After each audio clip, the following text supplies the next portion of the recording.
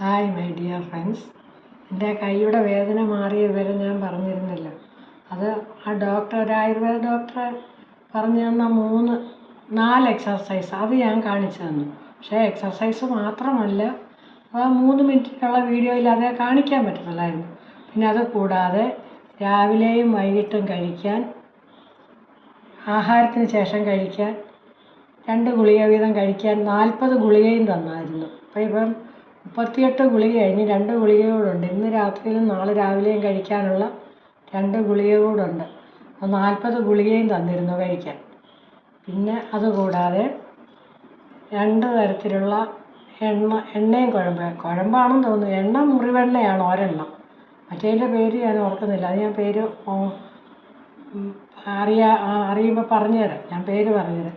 മുറിവെണ്ണയും വേറെ ഒരു കുഴമ്പും കൂടെ, രണ്ടും കൂടെ ചേർത്ത് 1.5 മണിക്കൂർ കയ്യിൽ ഇങ്ങനെ താഴേന്ന് മുകളിലോട്ട് ഇങ്ങനെ പുരട്ടി 1.5 മണിക്കൂർ കഴിഞ്ഞിട്ട് ചൂടുവെള്ളത്തിൽ അത് കഴുകിക്കളയണം.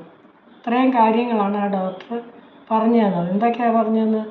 രാവിലെയും വൈകിട്ടും 2 തരത്തിലുള്ള കുഴമ്പുകൾ ചേർത്ത് 1.5 മണിക്കൂർ ഇങ്ങനെ താഴേന്ന് മുകളിലോട്ട് നല്ലപോലെ തടവിക്കൊണ്ടിരിക്കുക. പിന്നെ ഈ ഗുളികയുടെ പേരൊക്കെ ഞാൻ പിന്നെ പറഞ്ഞുതരാം, ഇപ്പോൾ അത് ഓർക്കുന്നില്ല ഞാൻ. ഈ ഗുളിക രാവിലെ വൈകിട്ട് ഓരോന്ന് കഴിക്കുക. പിന്നെ 4 തരത്തിലുള്ള എക്സർസൈസ്. ഞാൻ എക്സർസൈസ് വേറെ ഒരു വീഡിയോയിൽ ഇട്ടിട്ടുണ്ട്, അത് നിങ്ങൾ കാണണം. നമുക്ക് വരുന്ന അസുഖങ്ങളൊക്കെ വന്നു കഴിഞ്ഞാൽ അത് ഒരുപാട് വെച്ചുകൊണ്ടിരിക്കാതെ നേരത്തെ ചികിത്സിക്കണം. ചിലപ്പോൾ നിസ്സാരമായ ഒരു കാര്യം കൊണ്ട് മാറാനുള്ളതേ ഉള്ളൂ.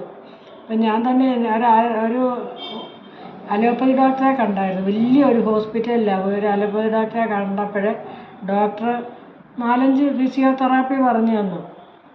അത് ചെയ്തോണം, അത് 2 മണിക്കൂർ ഇടവിട്ട് അത് ചെയ്തോണം. അത് ചെയ്തില്ലെങ്കിൽ ഓപ്പറേഷൻ ചെയ്യേണ്ടി വരുമെന്ന് പറഞ്ഞു. അപ്പോൾ അങ്ങനെയൊക്കെ പറയുമ്പോൾ നമ്മൾ ആകെപ്പാടെ പേടിച്ചു പോകും. ഇത് ഈ ഡോക്ടർ അങ്ങനെയൊന്നും പറഞ്ഞില്ല. അവസാനത്തെ ഡോക്ടർ പറഞ്ഞു, നിങ്ങളുടെ അസുഖം മാറിയിരിക്കുന്നു, ഇനി ഇതുകൂടെ ചെയ്താൽ മതി എന്ന് പറഞ്ഞു. അപ്പോൾ എല്ലാവരും പൂർണ്ണ വിശ്വാസത്തോടു കൂടി ചെയ്യുക.